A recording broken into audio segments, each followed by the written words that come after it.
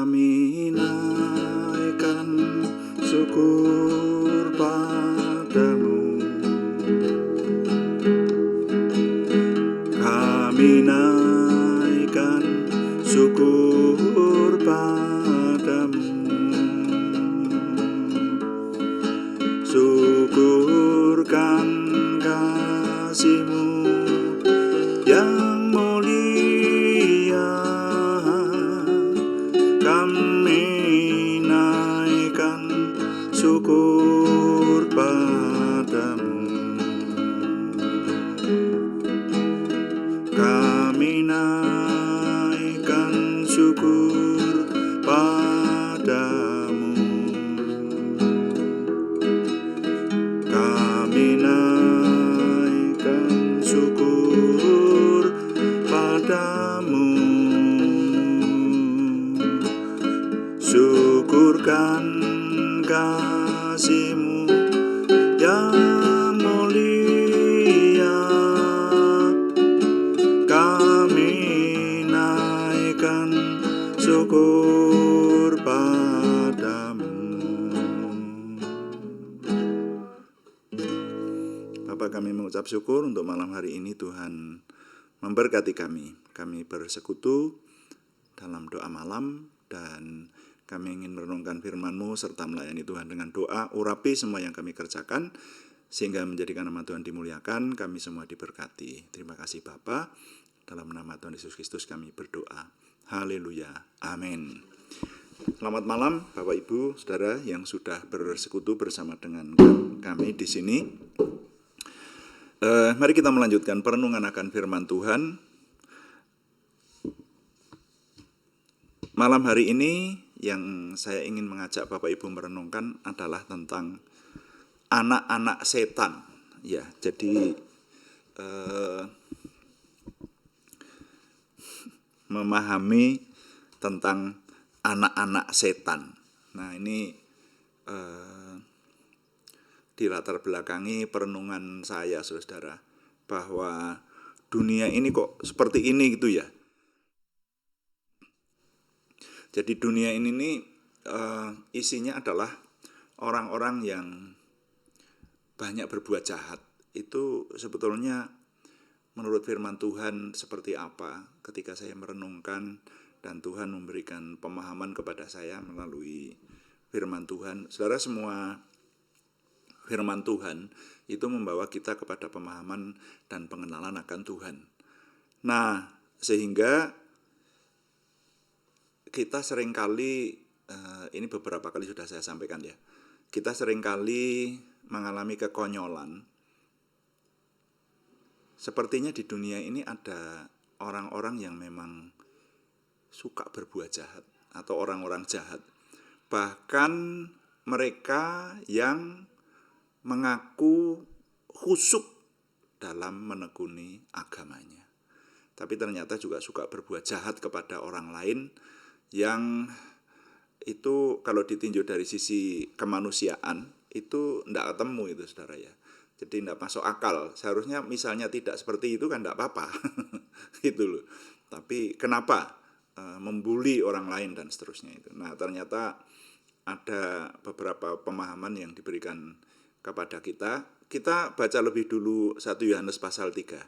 Surat 1 Yohanes pasal 3. Pada ayat yang ke-10. Jadi seharusnya ini dibaca mulai ayat-ayat sebelumnya, tapi pada ayat yang ke-10 firman Tuhan berkata, "Inilah tandanya anak-anak Allah dan anak-anak iblis. Setiap orang yang tidak berbuat kebenaran tidak berasal dari Allah. Demikian juga barang siapa yang tidak mengasihi saudaranya." Nah, sampai di situ pembacaan saya. Jadi di sini jelas firman Tuhan berkata melalui Rasul Yohanes ini bahwa ada ciri-ciri antara anak-anak Tuhan, atau nanti di bagian lain disebut anak-anak terang, saudara. Dan juga anak-anak iblis, atau bisa disebut, kalau menurut saya ya bisa disebut anak-anak kegelapan. Seperti itu. Nah, itu yang perlu kita renungkan Lalu kita termasuk yang mana? Saudara jangan tergesa-gesa berkata bahwa saya ini anak Tuhan loh, saya bukan anak setan. Tunggu dulu. Karena cirinya di sini, setiap orang yang tidak berbuat kebenaran, dia tidak berasal dari Tuhan. Jadi itu sudah merupakan ciri yang disampaikan oleh firman Tuhan. Nah, saya jadi ingat Tuhan Yesus ketika menyatakan di Injil Yohanes, dan itu diulang-ulang sampai 3 kali di Injil Yohanes.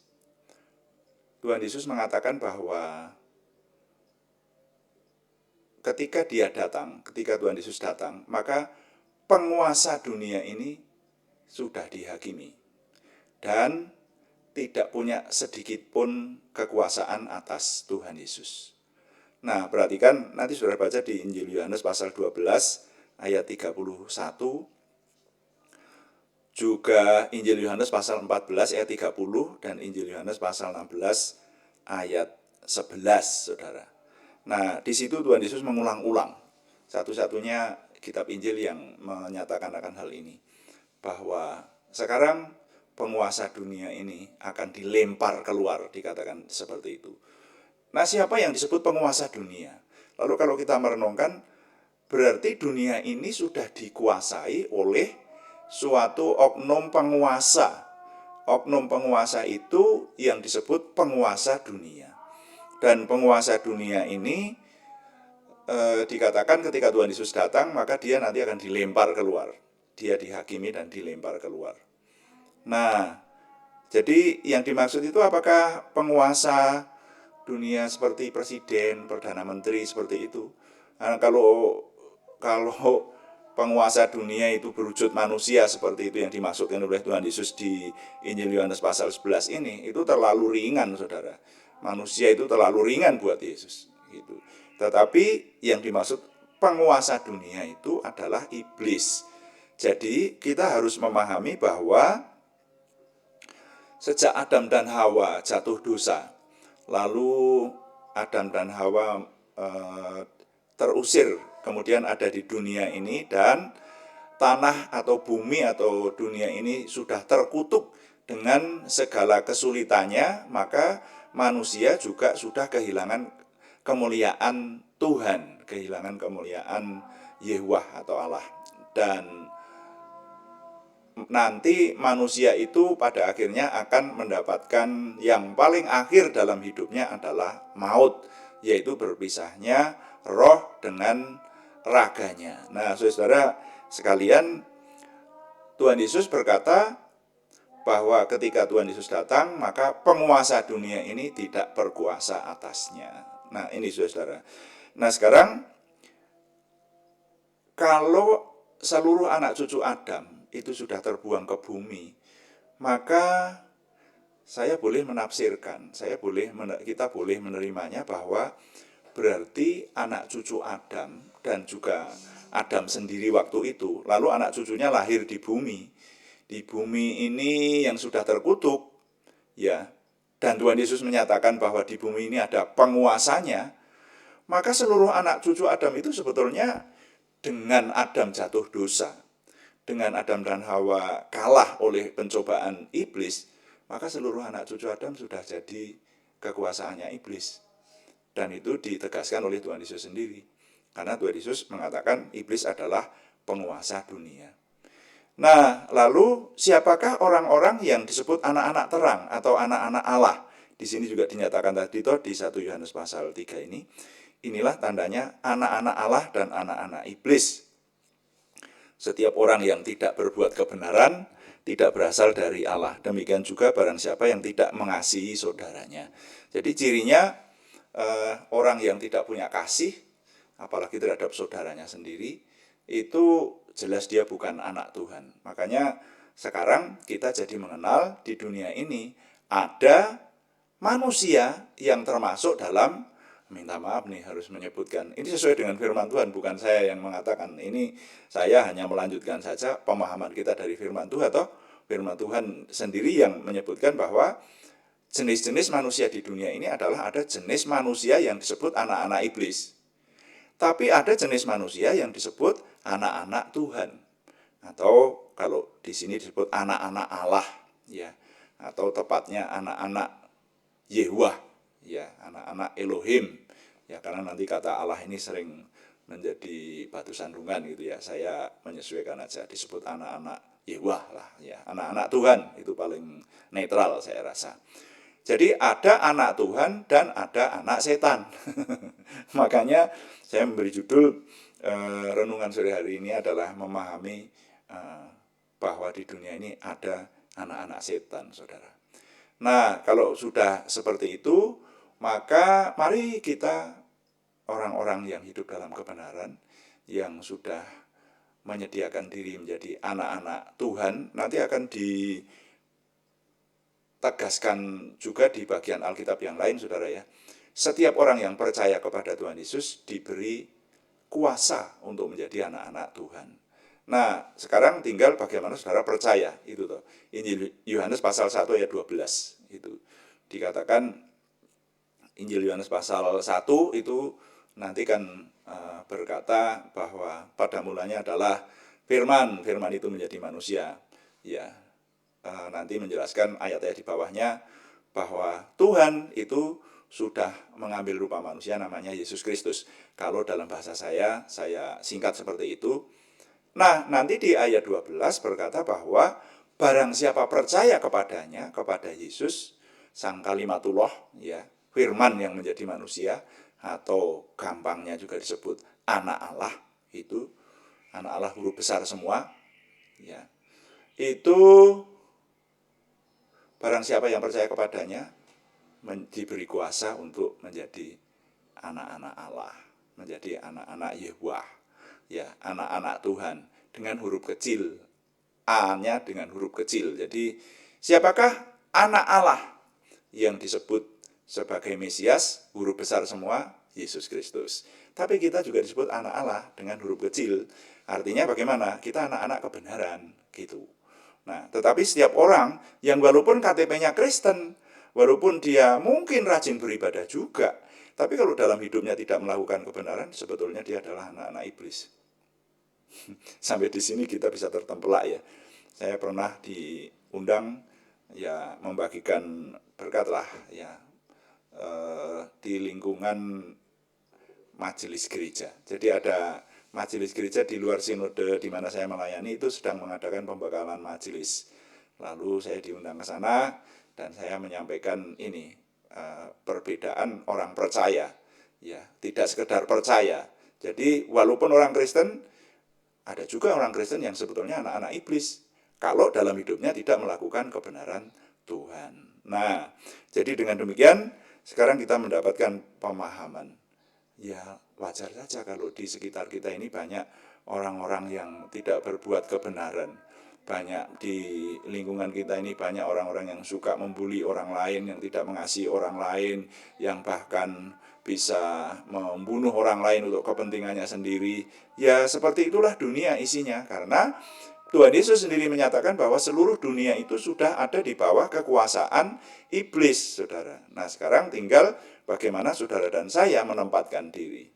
Jangan menjadi anak-anak iblis, jangan menjadi anak-anak setan, tapi jadilah anak-anak Tuhan, ya.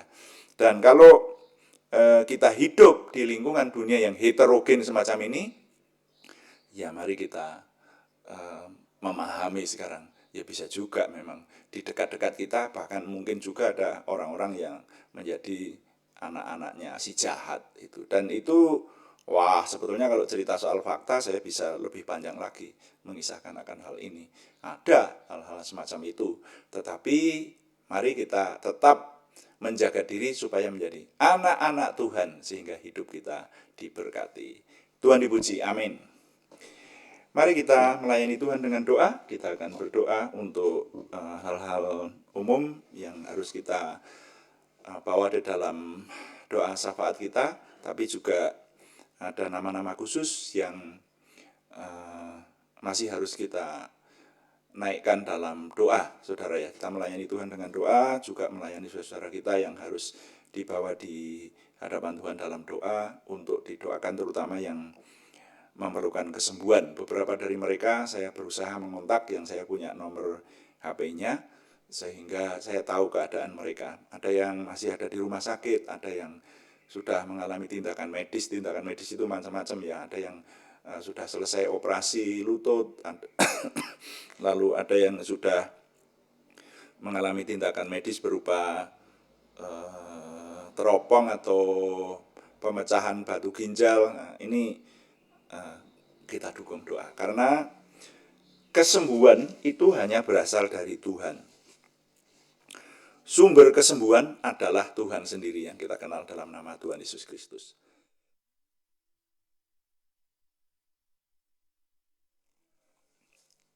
Karena itu, mari kita datang kepada Tuhan dalam nama Tuhan Yesus Kristus untuk memohon kesembuhan yang sempurna. Kuduskan tempat ini dan kita akan berdoa. Kuduskan tempat ini untuk kami berdoa. Kuduskan hati ini untuk kami menyembah. Biar segala perkara ku serahkan padamu, Yesus, dan Roh Kudus bekerja membimbing kami semua.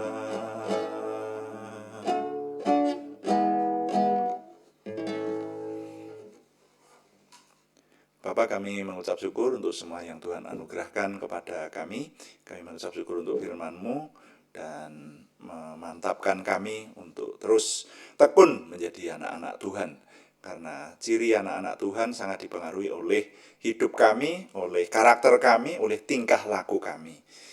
Jauhkan kami Tuhan dari tingkah laku yang jahat, yang tidak melakukan kebenaran, supaya kami tidak menjadi anak-anak iblis, tetapi kami menjadi anak-anak Tuhan. Dan berikan kepada kami terus bimbingan-Mu dan juga kuasa-Mu, sehingga kami juga boleh merebut anak-anak iblis untuk bertobat dan menjadi anak-anak Tuhan. Terima kasih.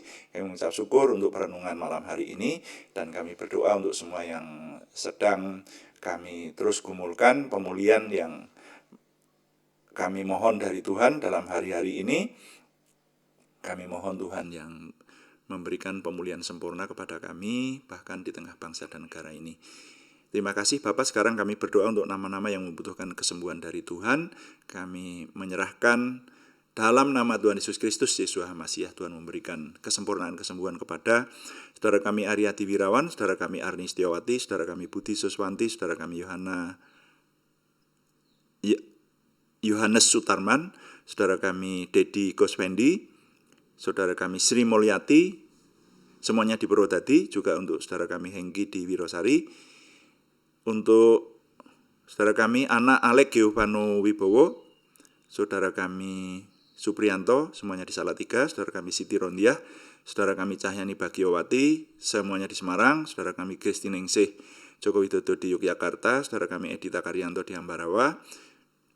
Tuhan yang menyempurnakan kesembuhan mereka ini. Juga kami berdoa untuk saudara kami yang memiliki pergumulan lain selain kesembuhan. Kami menyerahkan pergumulan dari saudara kami Sri Purwati di Penawangan, pergumulan dari saudara kami Yohana Asli Saptorini di Kediri. Tuhan yang memberikan jalan keluar sesuai dengan limpah rahmat Tuhan yang besar. Terima kasih Bapa di surga. Sekarang kami menyerahkan semua yang kami kerjakan dalam hidup kami. Tuhan menolong sehingga kami yang kerjakan baik onsite maupun online, semua pelayanan kami ini tertuju untuk kemuliaan nama Tuhan, kelebaran kerajaan Tuhan, banyak orang diselamatkan, diteguhkan imannya, dan kami semua diberkati. Terima kasih. Kami mohon Tuhan yang menyempurnakannya, memberikan kepada kami kemampuan untuk menyempurnakannya juga. Dan kami mengucap syukur setiap hari Tuhan memberikan kepada kami dapat semakin memiliki pengenalan akan Tuhan, semakin memiliki percaya diri, semakin memiliki optimisme dan antusiasme, semangat dan bergairah menyambut masa depan kami untuk menang bersama dengan Tuhan. Terima kasih Bapa di surga. Kami mohon Tuhan yang menyempurnakan doa kami oleh pertolongan dan pimpinan Roh Kudus. Semuanya kami persembahkan dengan mantap percaya dalam nama Tuhan Yesus Kristus Juru Selamat kami. Haleluya. Amin. Demikian doa malam hari ini. Saudara sekalian, saya tetap mengingatkan bahwa pelayanan doa ini dilakukan setiap hari, Senin sampai dengan Sabtu.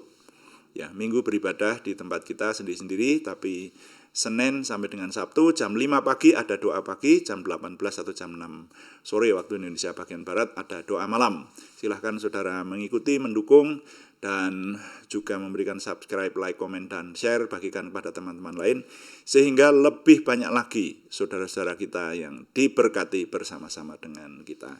Selamat malam, Tuhan memberkati. Amin.